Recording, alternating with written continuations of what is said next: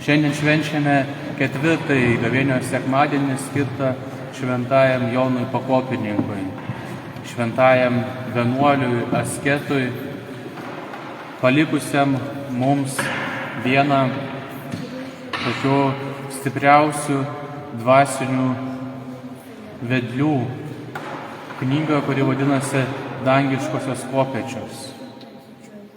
Kopėčiomis buvo graikų kalba išversta tai, ką Senajame testamente matė miegantis Jokūbas. Lietuviškose vertimuose iš hebrajų kalbos rašo laiptai, o graikų kalba Senajame testamente rašo kopėčios. Ir štai šventas Jonas Pakopininkas, naudodamasis tuo vaizdiniu, parašė apie 30 pakopų, kurios veda iš nuodėmės, iš aistrų, iš geidulių į meilę, į pilnatvę, į laimę. Kiekvieną tą pakopą jis aprašė kaip tam tikrų išbandymų laiptelį. Ir toje knygoje skaitome įvairius patyrinimus. Žinoma, jis pats buvo vienuolis, rašė pirmiausiai vienuoliams, bet bažnyčia per gavėnią primena, kad ta jo patirtis turi universalią reikšmę, turi reikšmę kiekvienam iš mūsų. Dievo karalystė yra viena ir visi ten eina, nesvarbu, koks čia žemėje to žmogaus yra pašaukimas. Ir šiandien Evangelijos skaitinyje skaitome šį veislę neišvaroma negu kitų, kaip pasninkų ir malda. Tai galėtų būti netgi ir švento Jono Pakopininko šūkis, nes kiekviename tame laiptelyje, kiekvienoje toje kovoje su blogiu pagrindinis ginklas yra pasninkas ir malda. Malda paremta pasninku. Ir taipogi Jėzus sako, niekas yra neįmanoma tikinčiajam. Ir šventas Jonas Pakopininkas irgi kalba apie tai, kad malda turi būti paremta tikėjimu. Kuo ta malda stipriau paremta tikėjimu, tuo galingesnė. Savo knygoje jis rašo, tikėjimas yra maldos sparnas. Neturėdama šio sparno, malda vėl sugrįžta į mano krūtinę. Ir žinoma, tas dvasinis gyvenimas, kaip jis jį aprašo, yra kelias. Kelias, kuriame yra pakilimai, yra nuosmukiai. Ir šiandien tas tėvas berniuko atvedęs savo sūnų išgydymui, irgi, kaip matome, yra gerame kelyje. Kelyje, nes jis sako, tikiu Viešpatie, padėk mano netikėjimui. Dar jo tas tikėjimas nėra tobulas, jis jaučia, kad jis netobulas. Jaučia, kad yra kažkokia abejonė, netikėjimas. Bet tikėjimo pakanka, kad jis atvestų savo sūnų. Tikėjimo pakanka, kad jis paprašytų Jėzaus išgydyk ir pasakytų tikiu. Bet prideda padėk mano netikėjimui. Šitaip ir tame dvasinėme gyvenime lygiai taip pat tas visas šventėjimas, atėjimas prie Dievo yra procesas, yra kelias, kuriame toli gražu neiškart pasiekiamas tobulumas.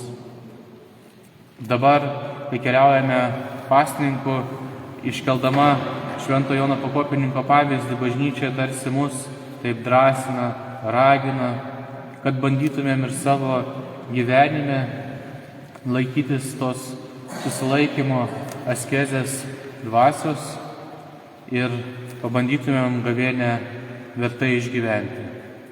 Ir žinoma, tai nelengva. Labai džiugu, kai pavyksta visų gavėnios pasižadėjimų laikytis, bet dažnai, ypač jau vėlesnių gavėnios laikų, dabar jau antroje pusėje gavėnios esame, mes parklumpame. Ir šventas Jonas Papopininkas irgi sako tokius gražius, paguodžiančius žodžius.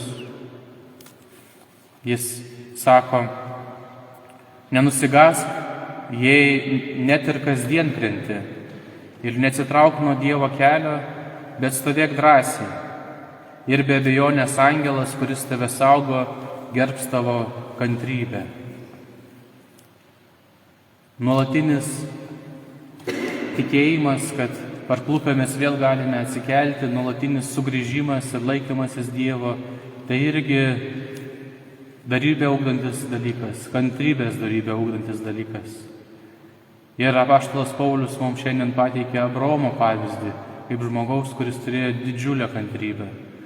Dievas jam davė pažadą apie pažadėtąją žemę ir jis ten netgi iš pradžių nuėjęs turėjo išeiti ir tik vėliau grįžti.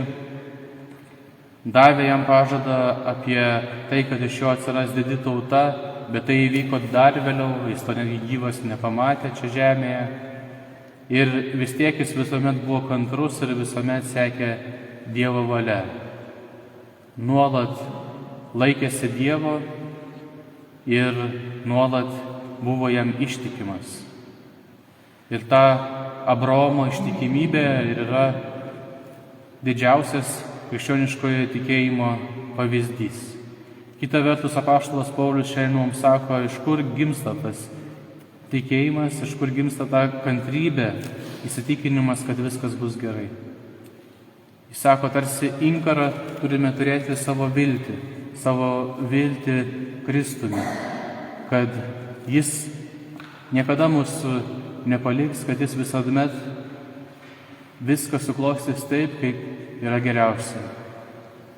Kartais šią akimirką, šiuo momentu atrodo, kad kažkas yra labai sunku, galbūt neteisinga, galbūt atrodo, kodėl Dievas tai leidžia, kodėl taip yra.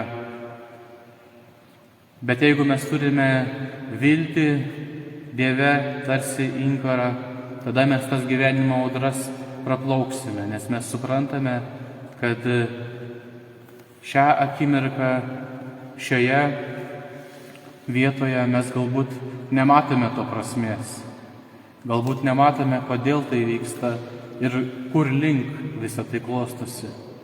Bet Dievas iš aukštybių turi tokį platesnį paveikslą, didesnę panoramą, daugiau visko mato.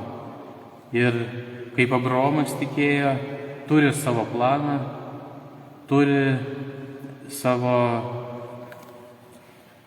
idėją, kaip jis suklostys geriausių įmanomų būdų mūsų gyvenime. Kiekvienas dalykas, kuris vyksta, turi savo prasmę. Ir taip pat ir Jėzaus stebuklai, kuriuos jis daro, išgydymai, visą tai turėjo savo prasmę, savo laiką ir vietą. Dažniausiai tie stebuklai daromi tam, kad sustiprintų tikėjimą, paliudytų žmogaus sūnų. Ir galėtumėm irgi užsiduoti klausimą, kodėl kartais iš tiesų meldžiamės ir vyksta tokie stebuklai, išgyja žmonės arba apsilanko šventosiuose vietose, prie relikvijų prisiliečia ir išgyja, o kartais atrodo meldžiamės ir Dievas į tą maldą neatsako. Tai yra būtent todėl, kad visų pirma mes turime suprasti, jog kiekvienas žmogus yra pašauktas amžinajam gyvenimui, ta perspektyva neapsiriboja tik šiuo žemišku gyvenimu. O kita vertus, Dievas nedaro stebuklų tiesiog kaip tam tikros stulbinančio, sakykime taip, šou, kaip tiesiog dalyko, kuris vyksta, kad vyktų. Kiekvienas stebuklas turi prasmę ir kiekvienas įvykis turi prasmę. Ir Dievas pasirenka tai, kas yra geriausia žmogui tą akimirką. Kartais tą akimirką mes nesuprantame, kodėl įvyko tai, Atrodo gal tai neteisinga, bet svarbiausia turėti viltį tarsi inkarą. Ir ilgalaikiai kelioniai pasiekę galutinį uostą, Dievo dangiškąją karalystę, pamatysime, kad visa tai, kas vyksta mūsų gyvenime, kiekvienas įvykis turi savo prasmę ir turi savo reikšmę. Amen.